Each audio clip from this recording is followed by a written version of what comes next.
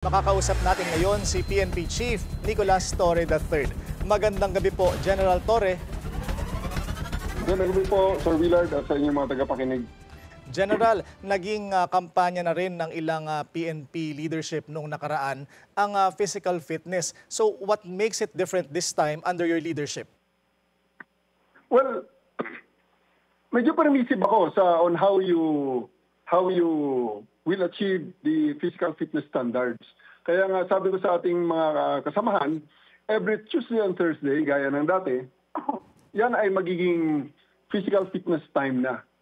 After 3 o'clock in the afternoon of Tuesdays and Thursdays, our personnel who are rendering the 8 to 5 duty Monday to Friday, yung mga nasa office natin, administrative works, they'll be given a free time to engage in whatever physical fitness activities that they choose so that they will be able to pass the physical fitness standards. So kahit ano ho yun, basta pagdating ng PFT, may test ho kami yan, quarterly po yan, they should pass the exams. At may paraan naman po, General, to ensure na sila po ay nag-engage doon sa kanilang physical fitness activities, doon sa free time na yan. Nasa sa kanila na po yun. They can even sleep on that. If as long as pagdating nung physical fitness test, pag sinabi na 40 push-up ang required, ay 40 push-up ang gagawin nila. Anything less than that, they'll be given failing grades and may mga administrative sanctions po yan, including separation from the service. General, hanggang ilang inches lang ho ang waistline na po pwede?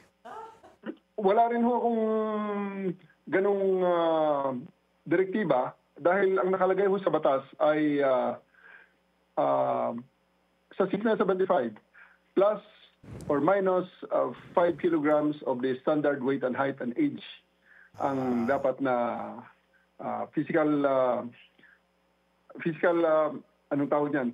Yung physical attributes ng isang pulis. Okay, nakalagay so sa batas yan. Yeah. All right.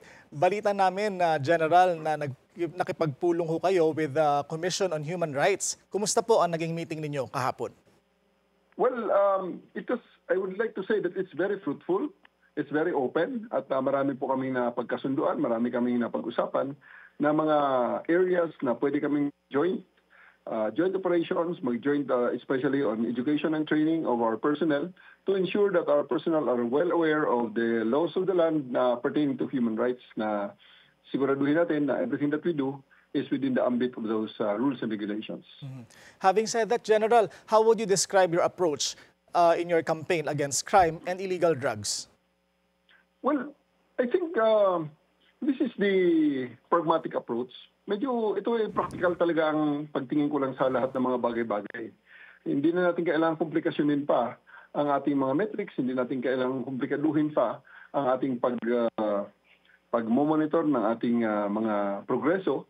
At doon na lang tayo sa basic. Ang importante dyan ay mawala ang kriminal sa kalsada, mawala ang kriminal sa ating mga communities, at ating malaman na ating makita ngayon na ang ating mga kababayan ay medyo panatag pag sila ay nasa labas ng kanilang mga bahay, nasa mga public places. Mm-hmm. General, kumusta na po ang ating 911 at police response? The 911 is now very much operational. Pwede na kayong tumawag dyan sa 911 at any given time. At tapos na ang ating mga pag-testing dyan. At ito ay full blast operations na. So anywhere in the country, you can call 911 and we will answer you. After you press 1, kami dyan ay pupunta sa pulisyan. Kaya meron tayong call center dito sa ating PNP Operation Center na minaman ng ating mga kapulisan. Alright, maraming salamat po sa inyong oras. PNP Chief Nicolas Torre. Maraming salamat din po, sir.